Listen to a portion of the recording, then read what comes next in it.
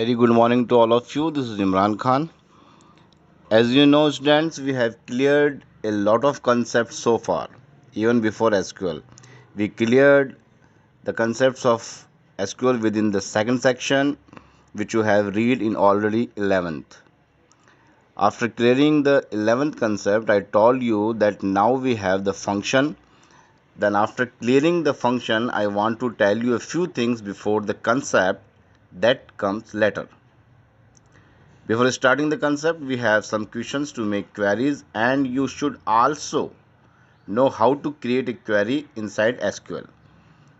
So far that I'm telling you some slides, you have to see them, and if it gives further questions, if you want to do it yourself.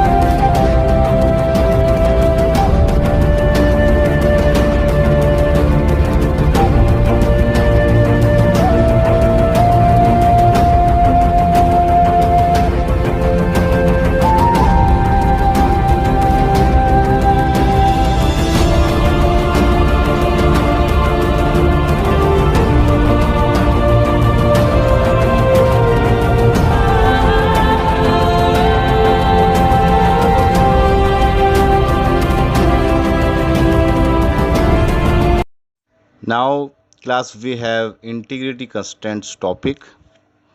Already 11th के अंदर मैंने आपको थोड़ा सा integrity constants के बारे में बता रखा है. यहाँ आपका पूरा टॉपिक क्लियर होगा. ये इंटीग्रिटी कंस्टेंट्स क्या है and how many types of integrity constants, what is the work of integrity constants in your table. After this जहाँ इसका वर्क है और जहाँ इसको क्रिएट करना है, किस तरीके से अपन इसको लिख सकते हैं, ये सारी चीज़ें अपन कंफर्म करेंगे. फ़िलहाल अगर देखा जाए तो इंटीग्रिटी कंस्ट्रेंट्स क्या है, इसके बारे में आपको पता होना चाहिए. इंटीग्रिटी का वैसे आपको मैंने पहले भी फीचर बताया है कि जैसे मेंटेन इंटीग्रिटी करते हैं, एसक्यूएल मेंटेन इंटीग्रिटी, तो इंटीग्रिटी के अंदर प्योरिटी ऑफ डेटा भी कह सकते हो, या फिर कोई ऐसी चीज़ या कोई ऐसा इंसर्ट करना कंटेंट या रिकॉर्ड, कोई इन्फॉर्मेशन जो हमेशा करेक्ट ही लिखी जाए. ऑलरेडी डिफ़ाइन की हुई रहती है कई चीज़ें, कुछ इंस्ट्रक्शंस ऐसे दिए हुए रहते हैं जिनके अकॉर्डिंग हमें चलना पड़ेगा, we will have to do. तो इंटीग्रिटी उसे कहा जा सकता है. और कंस्ट्रेंट्स की बात करते हैं तो जो भी एसक्यूएल हमें रूल्स और रेगुलेशंस फॉलो करने के लिए कहता है, दैट इज़ कॉल्ड कंस्ट्रेंट्स. तब वो फॉलो करने के लिए क्यों कहता है, क्योंकि हम बहुत पहले ये भी बात कर चुके हैं, चाहे हमें डेटा की कंसिस्टेंसी के अकॉर्डिंग चलना हो, चाहे हमारा जो डेटा है रिडंडेंसी में नहीं रहे, मतलब डुप्लीकेशन ऑफ डेटा नहीं रहे, उसके अलावा इंटीग्रिटी मेंटेन करे, उसके अलावा शेयरिंग हो, ये सारी चीज़ें अपन पहले बात कर चुके हैं. लेकिन यहाँ इंटीग्रिटी कंस्ट्रेंट्स की बात हो रही है. तो कंस्ट्रेंट्स हमारे पास में 6 हैं. We have 6 constraints in SQL. उन सब के बारे में हम बात करेंगे. और फिलहाल इंटीग्रिटी कंस्ट्रेंट्स बता दिया है मैंने. और इंटीग्रिटी कंस्ट्रेंट्स है क्या? One of the major responsibility of DBMS is the maintain the integrity of data. For example, data being stored in the database must be correct and valid. तो correct की जो बात हो रही है, वैलिड की जो बात हो रही है, यहाँ हम इंटीग्रिटी की बात कर रहे हैं ना. तो कंस्ट्रेंट्स क्या है? कंस्ट्रेंट्स क्या करता है? कुछ रूल्स और रेगुलेशंस फॉलो करने के लिए कहता है.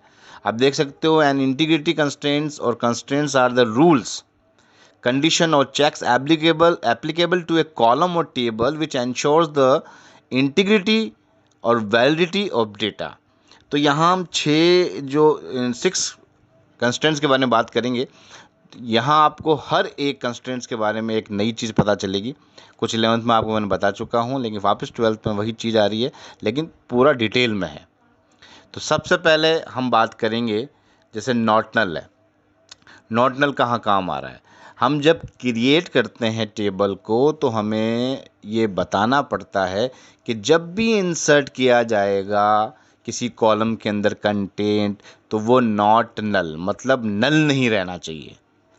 वो हमने पहले से ही डिफाइन कर दिया है क्रिएट करते वक्त। जब टेबल क्रिएट करी थी तो हमने नॉट, समझ लीजिए मैंने रोल नंबर के आगे लिख दिया नॉट नल, तो इसका मतलब ये रहेगा जब भी आप रोल नंबर लिखोगे, इंसर्ट करोगे, तो आपको नल नहीं छोड़ना, मतलब उसको ब्लैंक नहीं छोड़ना, नल नहीं लिखना, उसमें कुछ ना कुछ लिखना पड़ेगा। सेकंड प्राइमरी की बात आ रही है, तो आपको प्राइमरी की के बारे में सबसे ज़्यादा आपको पता होगा, क्योंकि प्राइमरी की हमारे लिए वन ऑफ द मोस्ट की, मतलब वैल्यूबल की, या फिर यूनिक की, या फिर कह सकते हैं कि हमारे लिए ऐसा टॉपिक हमेशा रहा है जो आपको सबसे पहले पता होगा कि वो प्राइमरी की डिक्लेयर क्यों की जाती है। हमें पता है हमारा यूनिक रहेगा जो भी तो कॉलम है, तो हमें वो यूनिकली आइडेंटिफाई करने के लिए प्राइमरी की डिक्लेयर करते हैं। लेकिन प्राइमरी की यहाँ जो काम आ रही है वो आ रही है कि डुप्लीकेशन ऑफ डेटा हमारा डुप्लीकेशन में नहीं आए, इसलिए हम प्राइमरी की डिक्लेयर करते हैं। तो प्राइमरी की तो हम जब भी डिक्लेयर करते हैं तो उसमें ये दो चीज़ ध्यान रखनी है आपको। क्लास हम बात कर रहे थे कॉलम लेवल और टेबल लेवल की, तो प्राइमरी की के अंदर हम कॉलम लेवल की अगर बात करते हैं तो आप में से सारे बच्चों ने मेरे हिसाब से 12 साइंस वालों को तो मेरे हिसाब से पता होगा कि जो आपने कॉलम लेवल और टेबल लेवल दोनों में प्राइमरी की डिक्लेयर कर रखी होगी। अगर कॉमर्स आर्ट्स से नहीं कर रखी है, फिर वापस बता देता हूँ सब बच्चों को कि जब प्राइमरी की जब आपने डिक्लेयर करी है, मान लीजिए आपने सबसे ऊपर ही रोल नंबर, उसके बाद नेम, उसके बाद में इंटीजर में जो भी साइज डाली होगी, उसके आगे अगर आपने प्राइमरी की डिक्लेयर करी है तो that is called column level. और अगर आपने सब कुछ लिखने के बाद, सारे फील्ड लिखने के बाद में, सारे कॉलम लिखने के बाद में सबसे नीचे जो प्राइमरी की डिक्लेयर हुई है that is called table level. और दोनों आपको पता होना चाहिए। कई बच्चों ने ऊपर करी होगी डिक्लेयर, कईयों ने नीचे करी होगी, तो ये दोनों चीज़ें आपको पता होना चाहिए कि कॉलम लेवल और टेबल लेवल क्या है। तीसरी हम बात कर लेते हैं यूनिक की।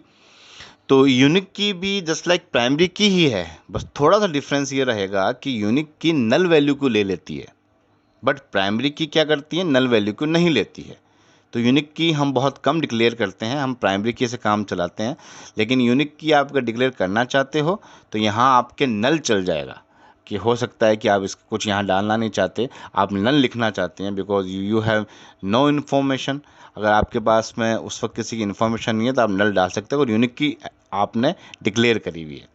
अब बात करते हैं डिफ़ॉल्ट की, तो डिफ़ॉल्ट को भी आप डिफ़ॉल्ट, चेक और फ़ॉरेन की, ये आपके लिए मेरे हिसाब से नई चीज़ रहेगी जिन बच्चों को पता नहीं है। तो डिफ़ॉल्ट किस तरीके से क्रिएट करेंगे, ये सारी चीज़ें जो है टेबल क्रिएट करते वक्त काम आती हैं, ये भी दिमाग में डाल लेना आप कि नॉट नल, प्राइमरी की, यूनिक की जो भी है, डिफ़ॉल्ट है, चेक है, फॉरेन की है, ये 6 जितनी भी आपके पास में, ये 6 के 6 है, ये आपके पास कंस्टेंट्स हैं। इन सारों को हम क्रिएट करते वक्त ही यूज़ लेते हैं, उसी वक्त ही आप डिक्लेयर करते हो। अब डिफ़ॉल्ट की बात कर रहे हो तो डिफ़ॉल्ट का मतलब ये है कि समझ लीजिए आपकी क्लास में आपके पास कॉलम है, रोल नंबर है, नेम है, डेट ऑफ बर्थ है, क्लास है, सेक्शन है, स्ट्रीम जो भी है, और स्कूल है, एड्रेस है। अब मैं ये मानता हूँ एक मार्क्स नाम का कॉलम है, मैंने सारे बच्चों के मार्क्स एंटर करे हैं, सब बच्चों की मेरे पास में स्टोर्ड है सारी इन्फॉर्मेशन। बट क्या कोई SUBW है, या फिर मान लीजिए फिजिकल एजुकेशन है, या मान लीजिए GST है, उसमें सब बच्चों को मैं 40 मार्क्स देना चाहता हूँ। अब मैं 40 मार्क्स देना चाहूँगा तो मैं डिफ़ॉल्ट जब मैंने क्रिएट किया था वहाँ मुझे 40 लिख देना है ब्रैकेट के अंदर। तो इसका मतलब ये है कि जब भी आपके वो कॉलम होगा, जब आप उसको रिट्रीव करके लेके आओगे, जब पूरा डेटा कंटेंट इन्फॉर्मेशन लेके आओगे, तो वहाँ डिफ़ॉल्ट जो मैंने क्लियर किया था, जहाँ क्रिएट किया था 40, तो उस कॉलम, मतलब मार्क्स नाम का जो कॉलम है उसके अंदर सारे में 40 लिखे हुए आ जाएंगे। अगर मेरे पास 50 रिकॉर्ड्स है, मेरे पास 40, 30, 20 रिकॉर्ड्स हैं बच्चों के, तो उसमें उस कॉलम के अंदर सब बच्चों के 40 लिखे हुए आ जाएंगे। अब चेक की बात करते हैं, तो check is also a constraint, check criteria define करता है। जैसे कि मैं अगर कोई भी इंसर्ट कर रहा हूँ वैल्यू, तो वैल्यू इंसर्ट करते वक्त मैं चाहता हूँ कि किसी की सैलरी, किसी की भी सैलरी है टीचर्स की, 10,000 के अबो ही डाली जाए, उससे कम नहीं और उसके बराबर भी नहीं। तो मैं जब भी चेक डिफाइन करूंगा क्रिएट करते वक्त, तो चेक के आगे ग्रेटर देन 10,000, मतलब आप चेक लगाकर सैलरी इज ग्रेटर देन 10,000, या मैं चाहता हूँ किसी के मार्क्स डालना चाहता हूँ, तो मार्क्स भी अगर मैं चाहता हूँ 60 के अबो या 60 के बराबर, तो मैं जब चेक डिफाइन करूंगा तो उसके आगे लिख दूंगा marks is greater than equal to 60। तो या तो 60 के बराबर इंसर्ट करो या फिर 60 के अबो इंसर्ट करो, इतना आपको ध्यान देना है। लास्ट हमारे पास में फॉरेन की बचती, फिर हम फॉरेन की बात करते हैं। तो सिंपल आपको ये समझना है, अगर आपको प्राइमरी की के बारे में पता है तो सेकंड टेबल के अंदर, मतलब फर्स्ट टेबल में जब प्राइमरी की होती है तो सेकंड टेबल के अंदर हमारे पास में फॉरेन की होगी। अब आप सोच रहे होंगे सेकंड टेबल क्या, तो हमने 11th में थोड़ा सा आप समझाया था, आपको 12th में इसको पूरे समझना पड़ेगा आपको, क्योंकि फॉरेन की एक रेफरेंशियल इंटीग्रिटी के अकॉर्डिंग काम करती है। ये टॉपिक भी आगे आएगा। पहले आप फॉरेन की के बारे में समझो कि फर्स्ट टेबल के अंदर आपने जो प्राइमरी की डिक्लेयर करी है, तो उसी से रिलेटेड एक सेकंड टेबल भी आपके पास में होगी जो 12th में है, रिलेशंस बताने के लिए। तो ये जो सेकंड टेबल होगी उसके अंदर सारे कॉलम्स अलग रहेंगे, लेकिन एक कॉलम आपका जो मिलेगा वो मिलेगा प्राइमरी की वाला। जो फर्स्ट टेबल में प्राइमरी की है तो सेकंड टेबल के अंदर वही कॉलम क्या हो जाएगा, फॉरेन की। आप इस तरीके से फॉरेन की को समझो। फॉरेन की रेफरेंशियल इंटीग्रिटी के अकॉर्डिंग काम करेगी, तो वो रेफरेंशियल इंटीग्रिटी भी आपके आगे आएगी। तो ये फ़िलहाल अभी फॉरेन की आपको समझना है। प्राइमरी की फर्स्ट टेबल, सेकंड टेबल में उसी से रिलेटेड जो कॉलम होगा वो कहलाएगा फॉरेन की। अब हम डिफाइन करेंगे कि किस तरीके से हम इम्प्लीमेंट कर सकते हैं कंस्ट्रेंट्स को। प्राइमरी की आपने कई बार डिक्लेयर कर रखी है, फिर भी आप दोनों चीज़ें देख लीजिए। यहाँ पर कॉलम लेवल भी है, टेबल लेवल भी है। फिर बता दूँ, कॉलम लेवल जहाँ ऊपर आप डिफाइन कर रहे हो वो प्राइमरी की, नीचे प्राइमरी की डिक्लेयर हो रही है, और नीचे जो हो रही है वो कॉलम लेवल है। तो यहाँ आपको दिख रहा होगा क्रिएट टेबल स्टूडेंट कोड है, कैरेक्टर 3 है। नॉट नल वैसे लिखने की ज़रूरत नहीं है, लेकिन हमने नॉट नल ले लिया है क्योंकि प्राइमरी की कभी भी नल नहीं रहेगी, हमेशा उसके अंदर कुछ ना कुछ आपको डालना पड़ेगा।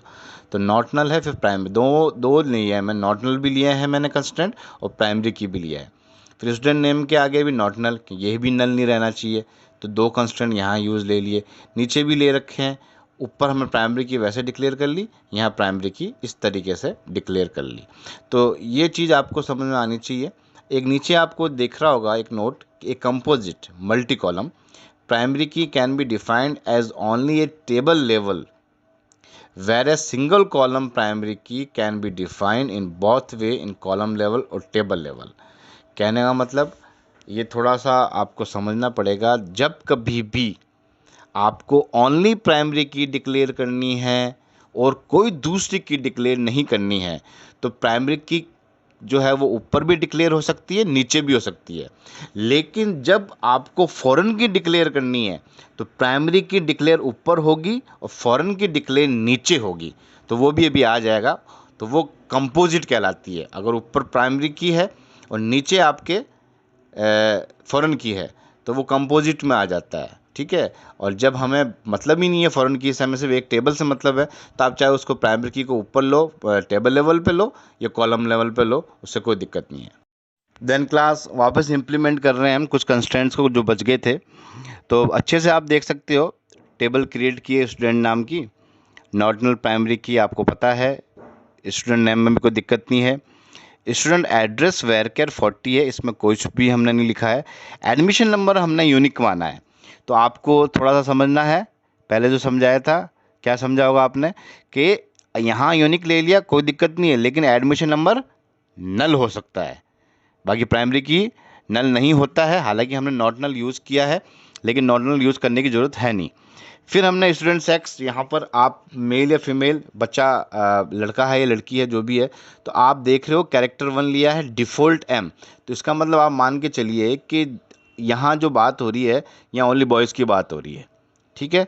यहाँ पूरे डिफ़ॉल्ट के अंदर एम लिखा हुआ आएगा, जितने भी बच्चे हैं, मतलब 25 30 40 जितने भी बच्चे हैं, मान लीजिए हमारे पास में 40 बच्चे हैं, तो 40 बच्चों के डिफ़ॉल्ट जो स्टूडेंट सेक्स नाम का जो कॉलम है उसमें एम लिखा हुआ आएगा। अब स्टूडेंट की एज जो है वो यहाँ हमने क्राइटेरिया डिफाइन कर रखा है, या तो 5 के बराबर है या 5 के ऊपर है। तो इसका मतलब ये होगा कि जब भी आप इंसर्ट करोगे तो ये तो 5 6 7 8 9 वॉटेवर इससे आगे जहाँ तक जाना चाहते हो तो वो आपके लिखा हुआ इस तरीके से होगा। तो ये आपको दिख रहा है अच्छे से, कोई दिक्कत नहीं है। उसी की तरह एम्प्लॉय नाम की टेबल है, उसके अंदर हमने कैरेक्टर कोड को नॉटन ले लिया, नेम को ले लिया, सिटी में कुछ लिया नहीं है, पे में कुछ लिया नहीं है, प्राइमरी की नीचे कोड को वापस ले लिया। तो ये टेबल लेवल है, ऊपर कॉलम लेवल है। अब क्लास आपके पास में टॉपिक फॉरेन की कंस्ट्रेंट्स का है। इसके अंदर ही आपको रेफरेंशियल इंटीग्रिटी का पता चल जाएगा कि रेफरेंशियल इंटीग्रिटी क्या है, और ये मोस्ट इंपॉर्टेंट टॉपिक है, थोड़ा सा ध्यान रखना है इसको। तो क्लास मैंने आपको फॉरेन की के बारे में कुछ बता रखा था। अब यहाँ पर फॉरेन की किस तरीके से काम आ रही है, प्राइमरी की किस तरीके से काम आ रही है, थोड़ा सा ध्यान देना आप। सबसे पहले जो मैंने आपको बताया था कि फॉरेन की क्या है, आप यहाँ भी देख सकते हो फॉरेन की इज़ ए नॉन की कॉलम। इसको नॉन की कॉलम क्यों कहा गया, क्योंकि ये तो प्राइमरी की का रेफरेंस ले रही है, इसलिए इसको नॉन की कॉलम कह रहे हैं अपन। उस value is derived from the primary की ऑफ सम अदर टेबल। तो किसी और टेबल से डिराइव्ड होकर आ रही है सेकंड टेबल के अंदर, लेकिन यह भी सोचना आपको पहला जो कॉलम है प्राइमरी की का वो मिलना चाहिए सेकंड टेबल के अंदर, तो वही फॉरेन की होगी। अब रेफरेंशियल इंटीग्रिटी की बात कर रहे हैं तो नाम से पता चल रहा है रेफरेंशियल इंटीग्रिटी कंस्टेंट। तो रेफरेंस किसका ले रही है, प्राइमरी की का। इंटीग्रिटी प्रायोरिटी ऑफ डेटा, और कंस्टेंट जो आप रूल्स और रेगुलेशन फॉलो करने के लिए कह रहे हैं। तो यहाँ ये चीज़ इसलिए बताई जा रही है कि आप फॉरेन की को बहुत बड़ी चीज़ नहीं मान सकते, फॉरेन की सब चीज़ें प्राइमरी की के अकॉर्डिंग ही करेगी। इसमें देखो आप, ये दिख रहा है, each time when record is inserted और updated in the table the other table is referenced. जब भी कभी आप इंसर्ट कर रहे हो, अपडेट कर रहे हो, तो सेकंड टेबल के अंदर वो जो प्राइमरी की जिसे आपने डिक्लेयर किया था फर्स्ट टेबल के अंदर, सेकंड टेबल में फॉरेन की है तो वो उसका रेफरेंस लेती रहेगी। This constraint is called referential integrity constraint. यहाँ फिर दिख रहा होगा आपको कि तीसरा जो पॉइंट है वो पेरेंट टेबल का है। कहना मतलब पेरेंट टेबल और चाइल्ड टेबल की बात की जा रही है। तो जिस टेबल के अंदर प्राइमरी की है दैट इज़ पेरेंट टेबल, और जिसमें फॉरेन की डिक्लेयर है वो कहलाएगी चाइल्ड टेबल। जो रेफरेंस लेके आ रही है वो चाइल्ड टेबल, और विदाउट रेफरेंस जो फर्स्ट ऑफ ऑल प्राइमरी की जो डिक्लेयर करोगे आप वो पेरेंट टेबल कहलाएगी। तो यहाँ अब दो चीज़ें और आपको दिखेगी कि आपको किस तरीके से दिख रहा है कि एक एम्प्लॉय की टेबल है, एक डिपार्टमेंट की टेबल है। तो डिपार्टमेंट की टेबल के अंदर सारे कॉलम चेंज रहेंगे, एक कॉलम मिलेगा जिसका रेफरेंस कौन लेगा, फॉरेन की। और फॉरेन की के अंदर भी और दूसरे नहीं मिलेंगे कॉलम, एक जैसे नहीं मिलेंगे कॉलम, कॉमन नहीं मिलेंगे। लेकिन ये भी ध्यान रखना है आपको कि आपको सेकंड टेबल के अंदर आप चाहो तो प्राइमरी की डिक्लेयर कर सकते हो, ठीक है ना। तो आप देख सकते हो एक में एम्प्लॉय है, एक में डिपार्टमेंट है। डिपार्टमेंट में डिपार्टमेंट नंबर आपके प्राइमरी की है। डिपार्टमेंट नेम, हेड, लोकेशन, 3 अलग कॉलम हो गए। यहाँ एम्प्लॉय के अंदर हमने एम्प्लॉय आईडी को प्राइमरी की डिक्लेयर किया है, नेम, सिटी, सैलरी कोई दिक्कत नहीं है, लेकिन वापस डिपार्टमेंट नंबर आया हुआ है, अब वो क्या कहलाएगा, फॉरेन की। तो ये आपको ध्यान देना है। तो देख लो आप, डिपार्टमेंट नंबर 1 में तो कोई दिक्कत है नहीं, वहाँ पर आपको प्राइमरी की डिक्लेयर दिख रही है, मतलब जो भी डिपार्टमेंट नंबर हो ऑफकोर्स प्राइमरी की है। सेकंड टेबल में वही चीज़ क्या होगी, फॉरेन की।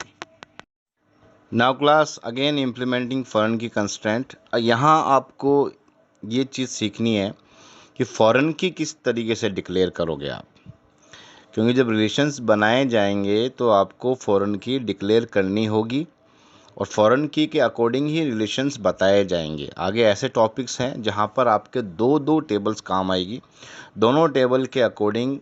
ये तो डेफिनेटली मान के चलिए कि पहला जो टेबल होगा उसमें जो कॉलम यूनिक होगा वो प्राइमरी की तो होगा ही, और सेकंड टेबल के अंदर फॉरेन की होगा। जब दोनों टेबल के अंदर 2 कीज़ मिलेगी, प्राइमरी की, फॉरेन की, तभी रिलेशंस बनाए जाएंगे। तो हमें प्राइमरी की का तो पता है कि हमने या तो कॉलम लेवल पे दिया या टेबल लेवल पे दिया। तो आपको यहाँ कॉलम लेवल पे दिख रहा है। अब नीचे देखिए, आपको क्रिएट टेबल एम्प्लॉय दिख रही है। पहले डिपार्टमेंट तो हमने प्राइमरी की डिक्लेयर कर दिया कॉलम लेवल के अकॉर्डिंग। अब टेबल एम्प्लॉय को डिक्लेयर करना, इसमें भी प्राइमरी की हमने एम्प्लॉय नंबर को दे दिया, बट यहाँ फॉरेन की डिक्लेयर हमें करनी है। तो वहाँ जो एक नोट देखा था आपने कंपोजिट वाला, तो मैंने आपको बताया था जब अकेले टेबल की बात की जाएगी तो आप उसमें कॉलम लेवल डालिए या टेबल लेवल डालिए, कोई दिक्कत नहीं है, आप कैसे भी डिक्लेयर कर सकते हो। लेकिन जब फॉरेन की बात होगी तो प्राइमरी की डिक्लेयर ऊपर ही होगी, जिसे आप कहोगे कॉलम लेवल। लेकिन नीचे जब फॉरेन की डिक्लेयर होगी तो वो होगी टेबल लेवल के अकॉर्डिंग। ठीक है, तो यहाँ आप ये कह सकते हो कि ये कंपोजिट हो रही है। तो आप देख सकते हो कि रेफरेंस किस तरीके से ले रही है। हम देखें तो क्रिएट टेबल एम्प्लॉय है, एम्प्लॉय नंबर कैरेक्टर में हमने 3 साइज डाल रखी है, नॉट नल प्राइमरी की 2 कंस्टेंट ले लिए, नेम हमने फिर कैरेक्टर लिया 30 नॉट नल, सिटी कुछ नहीं लिया है, सिर्फ कैरेक्टर 20 लिया, सैलरी भी डेसिमल 8,2 ले लिया है, डिपार्टमेंट नंबर कैरेक्टर 2 लेकर इसको हमने बता दिया कि हम इसको फॉरेन के डिक्लेयर करेंगे, क्योंकि हमारे पास में कोई ऑप्शन होगा नहीं ना, हम डिपार्टमेंट नंबर को ही तो लेंगे, क्योंकि ऑलरेडी प्राइमरी की डिक्लेयर करी हुई है डिपार्टमेंट नंबर को। तो यहाँ फॉरेन की उसके आगे डिपार्टमेंट नंबर ले लिया, फिर रेफरेंसेस डालकर डिपार्टमेंट टेबल डाली, क्योंकि पहली जो टेबल है उसका नाम डिपार्टमेंट है और ब्रैकेट में डिपार्टमेंट नंबर प्राइमरी की है। तो इस तरीके से आप फॉरेन की डिक्लेयर कर लोगे। तो ये दोनों चीज़ें आपको पता होनी चाहिए। ए टेबल में है मल्टीपल फॉरेन कीज, ऑफकोर्स हो सकती है, एक टेबल में अगर 2 प्राइमरी की हो सकती है तो फॉरेन की भी हो सकती है। फॉरेन की में हैव रिपीटेड वैल्यूज़ नॉन की कॉलम, ऑफकोर्स रिपीटेड इसलिए होती है क्योंकि वो प्राइमरी की का रेफरेंस लेती है। अब आप दिमाग में लेके चल रहे होंगे कि सर क्या बता रहे हैं, प्राइमरी की डिक्लेयर कैसे हो सकती है, एक कॉलम में 2 हो सकती है। अब इसको किस तरीके से कंफर्म करना है, कैसे डिस्कस करना है, इसके बाद में जो अपने पास में टॉपिक्स आ रहे हैं उसमें हमें पता चलेगा कि एक टेबल में प्राइमरी की कब डिक्लेयर कर सकते हैं। वैसे हम हमेशा एक से ही काम में लेते आए हैं, यहाँ एक टेबल में 2 प्राइमरी की कैसे डिक्लेयर करेंगे ये अदर टॉपिक्स आगे के टॉपिक्स के अंदर आपको पता चलेगा। आपको दिख रहा है मॉडिफाइंग टेबल स्ट्रक्चर, अगला टॉपिक। तो टेबल स्ट्रक्चर के अंदर हम किस तरीके से मॉडिफाई कर सकते हैं, आपको अगर पता हो तो हमने DDL की कमांड्स यूज़ करी थी। तो DDL की कमांड्स के अंदर हमारे पास में एक अल्टर कमांड थी, उसके बारे में हमने थोड़ी कम बात करी थी। तो ये पूरा टॉपिक डिटेल में आ रहा है कि आप जब अल्टर कमांड को यूज़ कर रहे हो तो उसके सब कमांड्स भी हमारे पास थी, add, modify, drop. Change column तो कि आप उसका चेंज करना चाहते हो कॉलम को, ये बात की बात है। पहला आप ऐड, मॉडिफाई, ड्रॉप देखिए कि जो हम DDL की कमांड में अल्टर यूज़ कर रहे थे उसके सब कमांड्स हैं। तो इसके बारे में हम बात करेंगे। ऐड में क्या होगा, ऐड में न्यू कॉलम ऐड होगा।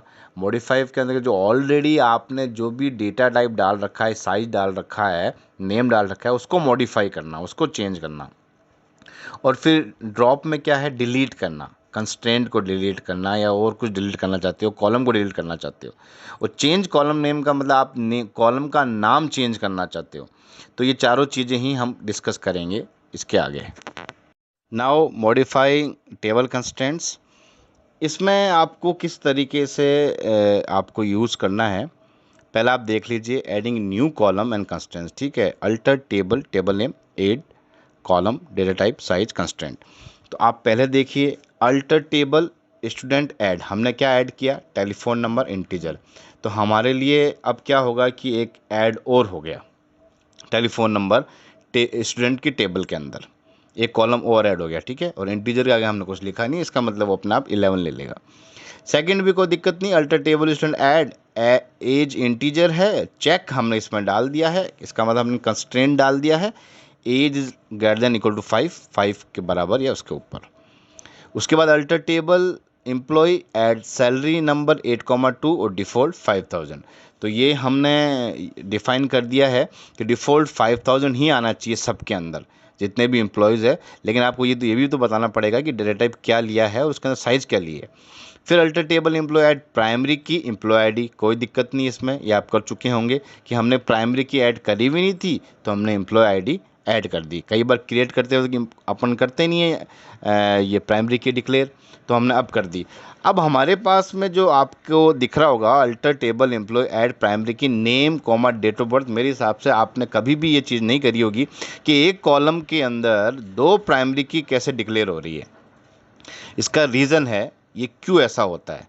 मान लो मैंने नेम को ले लिया प्राइमरी की, तो आप ये भी तो सोचो कि एक क्लास के अंदर 2 नाम के बच्चे हो सकते हैं। राहुल नाम के 2 बच्चे हैं, तो इसका मतलब राहुल को जब भी मैं एज ए प्राइमरी की यूज़ कर रहा हूँ, तो जब भी कोई रिट्रीव कर रहा हूँ, कोई डिलीट कर रहा हूँ, कोई अपडेट कर रहा हूँ डाटा, तो दोनों राहुल में चेंज हो रहे हैं। तो मैं क्या करूँगा, डेट ऑफ बर्थ को भी ले लूँगा। तो या जब डेट ऑफ बर्थ मिलेगी तो मैं नेम को ले लूँगा, और नेम जब मिलेगा तो डेट ऑफ बर्थ को ले लूँगा।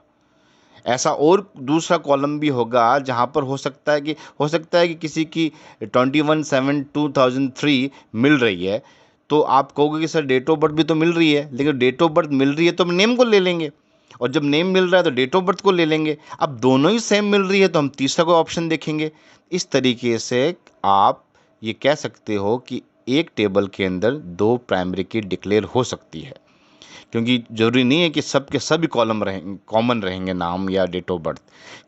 ऐसा भी होगा ना कि नेम अगर 2-3 मिल रहे हैं तो डेट ऑफ बर्थ नहीं मिलेंगे उनकी, अगर डेट ऑफ बर्थ किसी और की मिल रही है तो नेम नहीं मिलेंगे उनके। तो इस तरीके से डेट ऑफ बर्थ को या तो अपन रिट्रीव करके लेके आएंगे, या फिर नेम के अकॉर्डिंग लेके आएंगे, जो भी डेटा हम फैच करना चाहते हैं, सर्च करना चाहते हैं, डिलीट करना चाहते हैं, अपडेट करना चाहते हैं, रिट्रीव करना चाहते हैं, जो कोई भी हम यूज़ कर रहे हैं कमांड, जो भी हमारा कंटेंट रिकॉर्ड इन्फॉर्मेशन लाना चाहते हैं, तो हम दोनों को लेकर चल सकते हैं, दोनों में से एक को अपन यूज़ कर सकते हैं। तो हम दोनों को प्राइमरी की अगर डिक्लेयर करते हैं तो इसमें कोई बड़ी बात नहीं है। अब आप बात कर सकते हो कि modify existing column and constraints. तो यहाँ alter table name, modify column, data type, size, constraints. तो कंस्ट्रेंट्स के अकॉर्डिंग भी हम देखें तो, और हम जो मॉडिफाई यूज़ कर रहे हैं हम इस तरीके से ले रहे हैं कि alter table student modify name varchar 40। इसका मतलब ये था कि हमने या तो कम डाली हुई थी साइज़ या ज़्यादा डाली हुई थी, तो हमने 40 डाल दी। फिर हमने वापस ये मॉडिफाई किया कि सैलरी के अंदर डिफ़ॉल्ट 4000 होना चाहिए, या कुछ डाला हुआ नहीं था या फिर कुछ डाला हुआ है, कुछ और डाला हुआ था कंस्ट्रेंट, तो हमने डिफ़ॉल्ट डाल दिया। अब हमने डाल दिया alter table employ modify employ name not null. तो हो सकता है कि हमने कुछ और डाला हुआ था वहाँ पर कंस्ट्रेंट, अब हमने वहाँ पर नॉट नल डाल दिया, तो वो पहले का जो कंस्ट्रेंट होगा वो रिमूव हो जाएगा और ये वाला ऐड हो जाएगा। लास्ट ही टॉपिक आ रहा है मॉडिफाइंग टेबल कंस्ट्रेंट्स। तो सिंपल सी बात है, लास्ट हमारे पास ड्रॉप ही बचा होगा। तो ड्रॉप के अकॉर्डिंग आप देख सकते हो कि alter table student drop telephone number हट गया। Alter table employ drop job comma drop pay. आप दोनों को ड्रॉप कभी करना चाहते हो, समझ लीजिए 2 या 3 मल्टी कॉलम्स ड्रॉप करना चाहते हो, तो आपको इस तरीके से लिखना पड़ेगा, 2 बार ड्रॉप लगाना पड़ेगा, और जो आपके कॉलम है उनके नाम तो देने ही पड़ेंगे। Alter table employ drop job भी लिखा हुआ है, कॉमा ड्रॉप पे लिखा हुआ है, आगे terminate. Alter table student drop primary की, इसका मतलब मैं चाहता हूँ कि प्राइमरी की जो मैं डिक्लेयर करी थी मैं उसको हटाना चाहता हूँ, सिंपल मेरी टेबल रखना चाहता हूँ, तो वो मैंने प्राइमरी की जो कंस्ट्रेंट था वो ऑफकोर्स डिलीट हो जाएगा। यहाँ कंस्ट्रेंट लिखने की ज़रूरत नहीं है, उसको पता है टेबल को, इसको जो कमांड को पता है कि एक टेबल में जो प्राइमरी की है उसको किस तरीके से रिमूव करना है, उसको ये भी पता है कि प्राइमरी की किसे डिक्लेयर करी हुई है। एक टेबल में एक ही प्राइमरी की होती है, अगर आपने 2 कर रखी है तो दोनों ही डिलीट हो जाएगी, मतलब ड्रॉप हो जाएगी, ठीक है, दिखेगी नहीं वो, कोई भी प्राइमरी की कोई भी कंस्ट्रेंट अब क्रिएट नहीं करा हुआ उसके अंदर। लास्ट में चेंज वाला जो था छोटा सा आपको देखना पड़ेगा, ये कि alter table name change old name new definition. आपको अगर किसी का कॉलम का नाम चेंज करना है तो आपको इस तरीके से चेंज करना पड़ेगा, अल्टर टेबल स्टूडेंट चेंज जो आपका ओल्ड नेम था वो नेम था उसका नाम, ठीक है। अब वहाँ पर आप डाल दीजिए जो आप नया डालना चाहते हो। तो मैं डालना चाहता हूँ स्टूडेंट नेम, तो ST नेम लिखा हुआ है, आगे कैरेक्टर और ब्रैकेट पे 40, ब्रैकेट क्लोज, टर्मिनेट। तो अब जो नेम है उसको उस वक्त आपने कुछ भी डाला होगा उससे मतलब नहीं है, लेकिन यहाँ आपको पूरा ही लिखना पड़ेगा, ओनली स्टूडेंट नेम से काम नहीं चलेगा, उसके आगे भी आपको डाटा टाइप डालना पड़ेगा, उसकी साइज़ डालनी पड़ेगी। लास्टली एक चीज़ और ध्यान रखनी है आपको, जिस किसी स्लाइड के नीचे not included in the syllabus star का सिंबल लगा हुआ है अगर रेड कलर का, और ब्रैकेट में ये लिखा हुआ है कि recommended for the advance learning, इसको इग्नोर करना। हर चीज़ आपके सिलेबस में है, ऐसी कोई स्लाइड है तो प्लीज़ इसको इग्नोर करना।